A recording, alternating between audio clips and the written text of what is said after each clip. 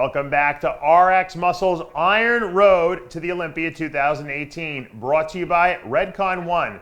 I'm Dave Palumbo, and today's guest is the Arnold Classic 212 champ. He's two-time runner-up at the Mr. Olympia 212. We've had him here before. We got him back. Ahmad Ashkanani, along with his trainer Ahmad Askar. Welcome, guys. Hi, welcome, Dave. Hello, hi Dave, how are you? And hi for all the fans on all the world. That's right. You guys, whenever I have you guys on, we get a lot of hits because you have the whole Middle Eastern world that watches your interviews as well. You're kind of like one of the heroes, Ahmad, of the Middle Eastern world.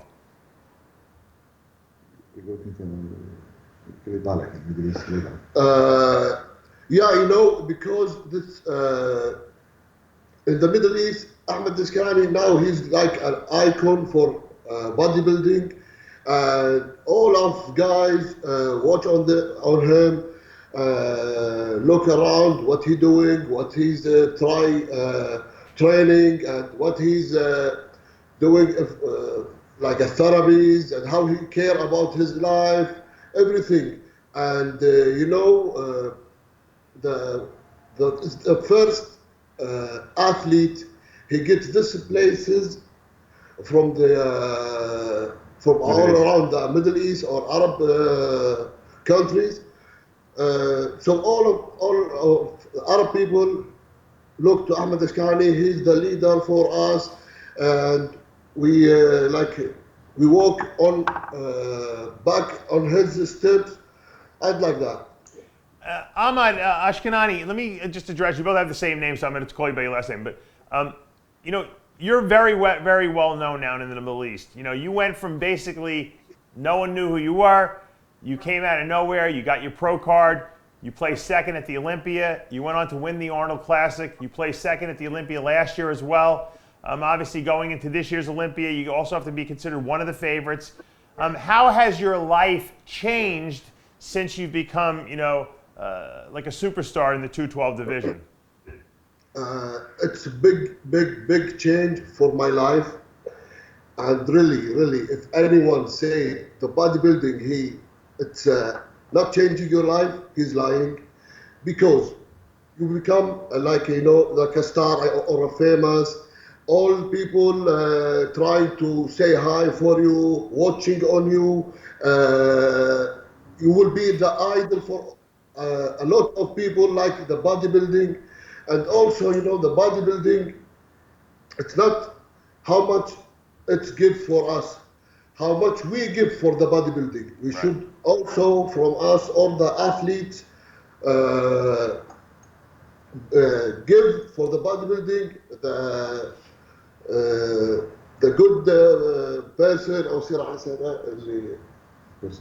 A good personality, and we care about the bodybuilding to you know, to become, all the people love the bodybuilding, love the community. Right. That's it. Now, Ahmad, let me ask you this question, because prior to becoming, you know, you've been competing for a long time. People don't know you, but you've been competing, I see, since almost 2010. You've been at the national level. Before you were a bodybuilder, I know Ramy was a fisherman before he was a bodybuilder. What did you do before bodybuilding? For me? Yeah, what were you doing before bodybuilding?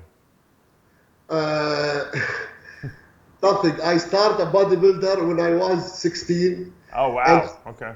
Yeah, and also I work as a PE teacher around the sport community.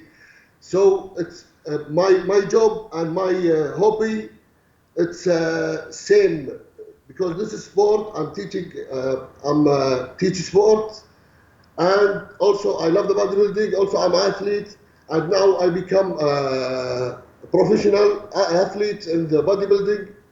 So it's same, but I'm starting a bodybuilder when I was 16. Is it a dream to be able to make a living, you know, actually support yourself and your family, you know, from the sport that you love?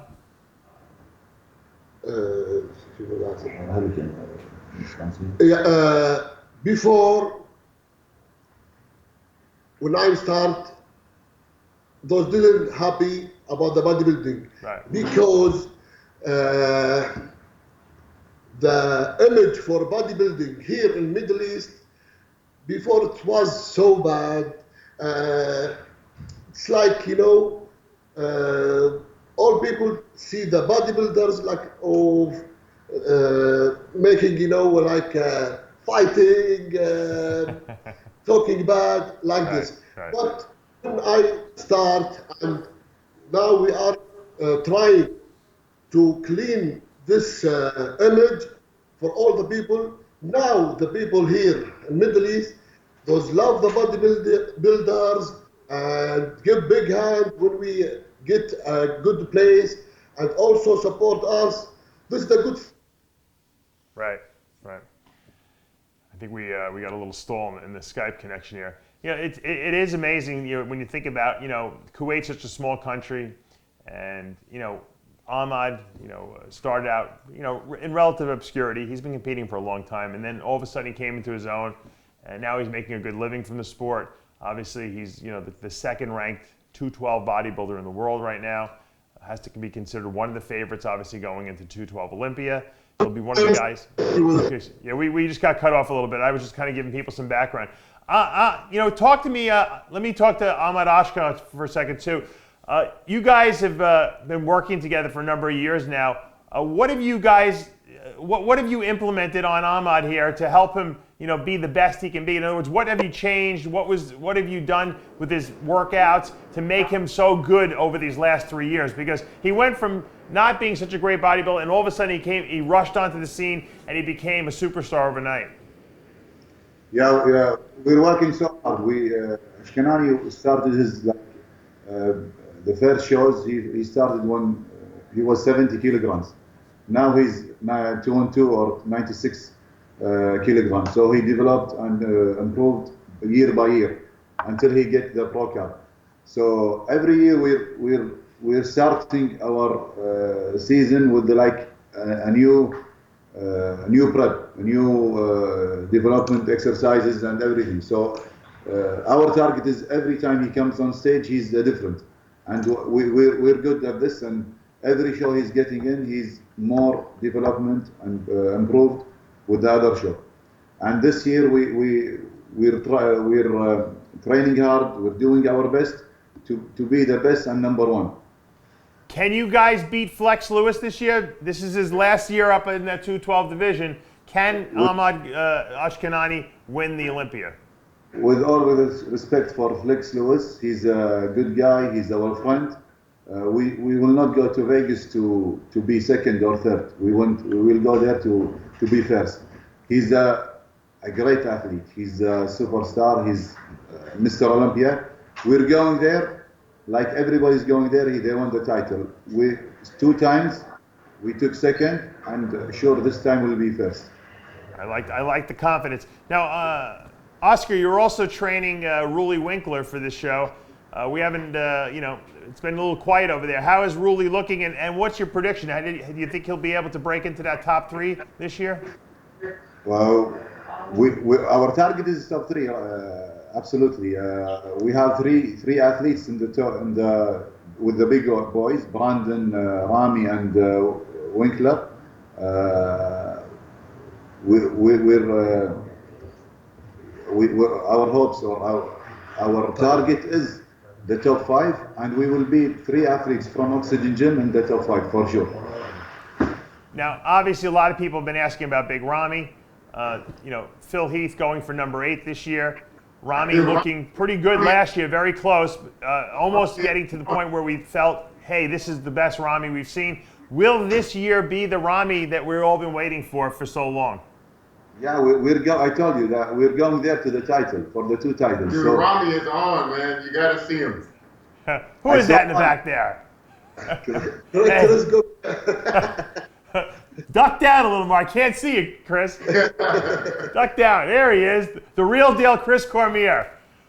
Chris, what's going on? What's with Ramy? Give us a Ramy update. You've been seeing him out there. You've been posing with him. He's shocking. Really? I mean, I know I was on his side to win the title before. Right. Because, like I say, he's almost like a a live comic creature in front of you. But I gotta admit, last year we was kind of like waiting for his boots to get in. The time was clicking. The time was clicking. We were waiting. They came in, but it was like a little bit later. But now they was in early and often. The guys out here is doing a wonderful job with this guy. I think he was in the best shape, in my opinion, even at the Mannion show in Pittsburgh. Yeah. And he didn't stop there. He kept going. And I think his back matches his front as far as conditioning. And like I said, the glutes were in 5-6 weeks ago. It was already in. So I saw those pictures, but we haven't seen pictures lately, so I'm assuming you guys are kind of keeping everything hush-hush over there, huh? Yeah, I saw Ramy yesterday and like a week before and yesterday. He was totally different, totally shredded. And the pictures or the video that Badr posted before like 4 weeks or like this was from last year, 1 week before the show. Right. No, I know he does look better when I saw those pictures. Yeah. He's much better, much bigger and much in shape. I think they just been keeping their head down, just working, keeping their head down, and grinding. That's what it's been about. You think he can beat Phil Heath? I mean, I've been on the stage with some of the best guys in the world and the best guys in the history, and I really never seen anyone look like that before. That's a good compliment, Chris. Chris, let's talk about Ahmad Ashkanani, who we got right here. This guy's going to try to knock Flex Lewis off his pedestal. This is Flex Lewis's last 212 Olympia. Can he do it? What's your opinion? I mean, of course, everyone knows he has what it takes to do it. He's put in the work, and I mean, everything has improved. I've seen some, his quads and everything was improved. I didn't recognize the guy. I saw him laying on his stomach on the bench the other day. I was like, who the hell is that? Over there, Johnny turned around. Well, guys, good luck. I know you got the whole team down there and working hard, getting all these guys ready. You got what's his name? El Said also in the men's physique Olympia over there, Oscar. And Brian actually was on the team this year, so wait to see Brian, man. Well, I was kicking his ass the last few weeks, so you wait to see this kid. Chris, have they given you citizenship yet there in Kuwait? I'm trying, man. I think Body's gonna try to get me in here. Chris, you got to get citizenship so you can get your pension. I need all that stuff. I need all kinds of stuff out here. Chris Cormier needs a pension over there in Kuwait. He'll retire there for the rest of his life. Guys, I'll see you in Vegas in 2 weeks, and best of luck and have a safe flight. Thank you. Thank you. See you soon. All right, guys. And that's going to take us to the end of another episode of RXMuscle's Iron Road to the Olympia 2018, brought to you by Redcon 1. I'm Dave Palumbo. We'll see you next time. Thanks, guys. Most welcome. All right. Have a